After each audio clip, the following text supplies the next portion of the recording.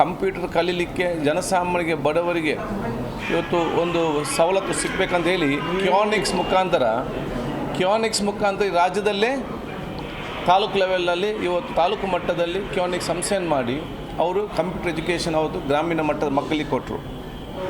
ಇಂಥ ಹಲವಾರು ದೂರದರ್ಶನ ಕಾರ್ಯಕ್ರಮ ಇದೆ. ಅಷ್ಟು ಮಾತ್ರ ಅಲ್ಲ, ತಮ್ಮ ರಾಜಕೀಯದ ಒಂದು ಜೀವನದಲ್ಲಿ ಅವರು ಶಾಸಕರಾಗಿ, ರಾಜ್ಯದ ಮಂತ್ರಿಯಾಗಿ,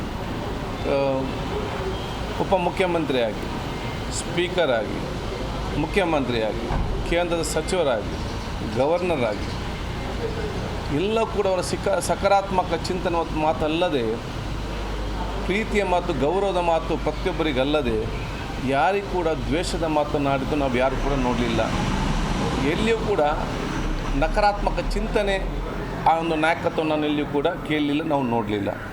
ಆದ ಕಾರಣ ಅವರ ಜೀವನವೇ ಇವತ್ತು ಎಲ್ಲ ಯುವ ಜನಾಂಗಕ್ಕೆ, ನಮ್ಮ ಸಮಾಜಕ್ಕೆ ಮತ್ತು ವಿಶೇಷವಾಗಿ ಯುವ ರಾಜಕಾರಣಿಗಳಿಗೆ ದೊಡ್ಡ ಮಟ್ಟದ ಸಂದೇಶ ಅಂತ ನಾನು ಹೇಳಲಿಕ್ಕೆ ಬಹುಶಃ ಅವರ ಅಗಲಿಕೆ ನಮಗೆಲ್ಲರೂ ತುಂಬಲಾರದ ನಷ್ಟ. ಇವತ್ತು ಅವರ ಆತ್ಮಕ್ಕೆ ಶಾಂತಿ ಸಿಗಲಿ, ಅವರ ಕುಟುಂಬಕ್ಕೆ. ಜಿ ಕನ್ನಡ ನ್ಯೂಸ್ ಈಗ ನಿಮ್ಮ ಮನೆಯಲ್ಲೇ ನೋಡಿ. ಎಲ್ಲ ಕೇಬಲ್ಗಳಲ್ಲಿ ಈಗ ಲಭ್ಯ.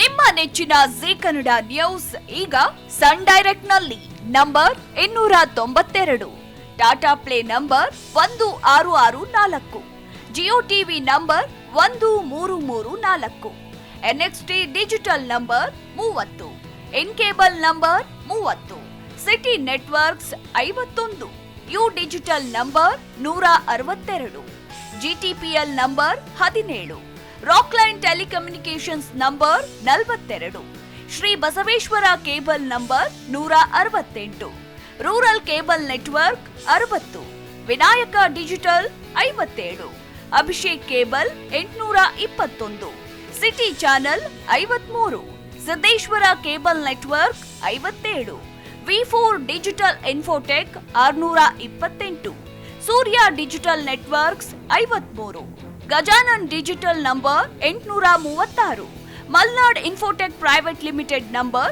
56, Metrocast number 830, victory digital number 167ರಲ್ಲಿ ನೋಡಿ ಆನಂದಿಸಿ.